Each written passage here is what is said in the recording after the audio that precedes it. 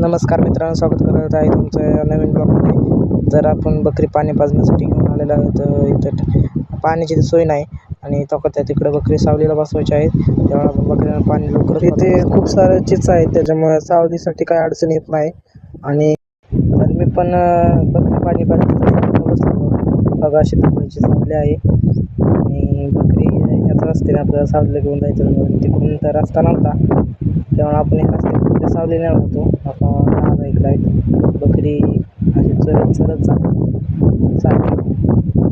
त्या तिकडं वर जांभळं झाड आहे. दादा तिकडे गेलं तर जांभळ आणाय येते ना थोड्या वेळा जांभळ, तर मला इथे बकरी आडायला सांगितलं. त्यामुळे मी इथं आडवतो. त्याचं बघा पाणी नाही काय नाही.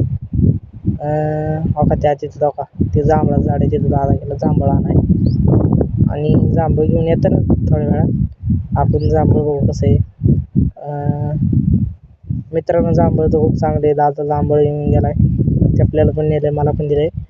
आता इकडून बकरी न्यायचे ते हो का. एक नंबर असं जांभळ आहे, तर खूपच गोड आहे.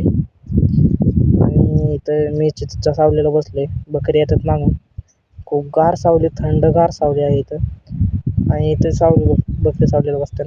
बकरी पण सावलीला बसवली आणि दादांची तिकडे. तर भेटू आपण पुढच्या ब्लॉगमध्ये. तर बाय बाय.